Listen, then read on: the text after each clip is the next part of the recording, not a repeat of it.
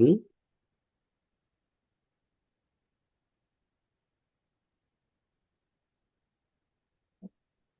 Okay.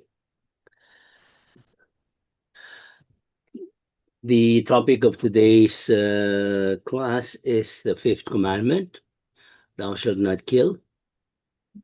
And as you know by now, it is a recurring affirmation that the Ten Commandments are phrased in such a way that, number one, they illustrate the value or the the precept in the most concise manner. And number two, oftentimes in the negative. Why? Because it provides the bottom line, the bottom threshold. Less than this rather, you cannot go because you will be violating the commandment already. So at the very least, you should not kill. But the upper part of that is, of course, you have to love your neighbor as yourself. Mm? So human life is sacred, we read there, because from its beginning it involves the creative action of God and it remains forever in a special relationship with the Creator who is its sole end. That's important, no? That God loved the whole of creation into existence. Nothing that's in creation is not loved by God. Hmm? That the reason why things exist is because God loves them, wants them to exist. In other words, God won't create anything hateful. No, that's the foundation of the so-called primary good of all creatures. Yeah. But on top of that, on top of their intrinsic goodness, because God loved them into existence, there's a second thing, which is their destination. What God created them for. That's the final cause.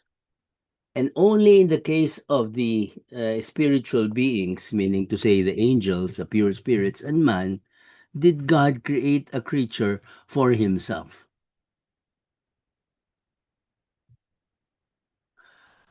St. Paul summarized that in that affirmation spoken to the Church of Ephesus, chapter 5. He chose us in him before the foundation of the world to be holy and spotless in his presence in love. That to be holy and spotless in his presence in love is a finality, not just of man, but of all spiritual creatures. And for the nth time, I'm going to dwell on this just very briefly so that you may never forget it. No?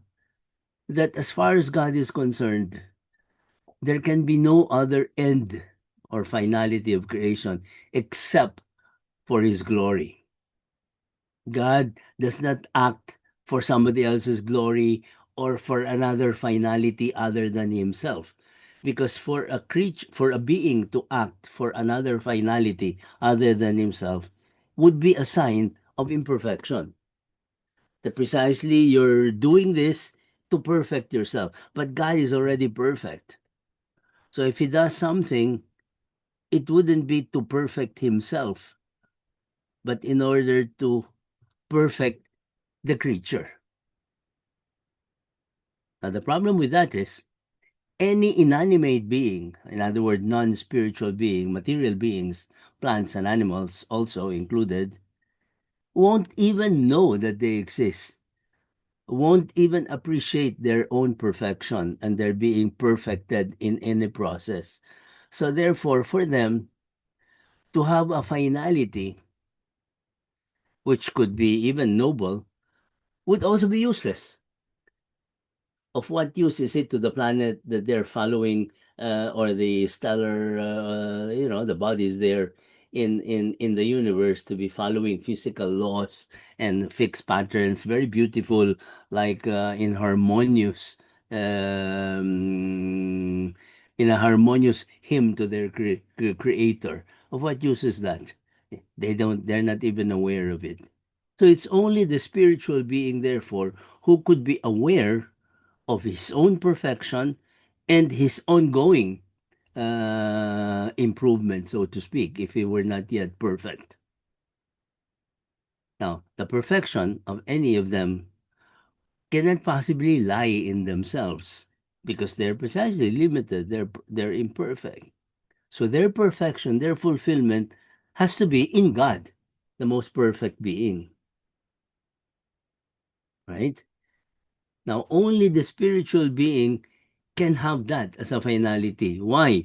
Because the purely spiritual being cannot have a spiritual reality or a spiritual being as its end, as its finality. For the simple reason that matter cannot end in spirit.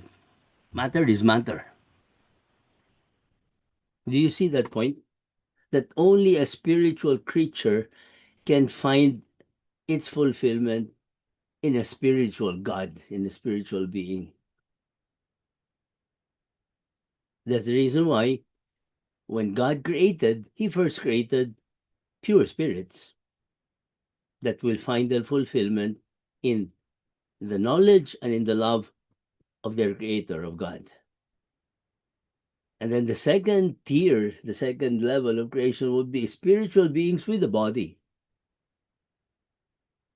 And only third would be pure bodies, but only insofar as they're useful for the spiritual creatures with bodies. Purely material beings in themselves are absolutely meaningless as far as God is concerned, and meaningless even for themselves. All the elements of the periodic table, they're meaningless to themselves. They don't even know. And the plants and the animals, the same. The only creature that can have meaning, sense, direction are the spiritual beings.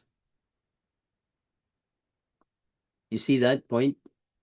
That's why this affirmation of the Catechism that human life is sacred because from its beginning it involves the creative action of God and it remains forever in a special relationship with the Creator as its sole end. The greatness of human life and also of the angelic life is their projection to oneness with God, to holiness. Without that, they will also be meaningless.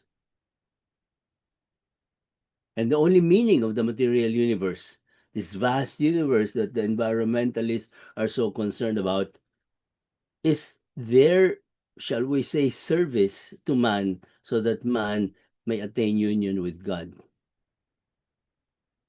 That's why all this idea of, conserving the environment, the Laudato Si approach to reality, all of that will be meaningless if it were not for the affirmation of man's holiness and inclination towards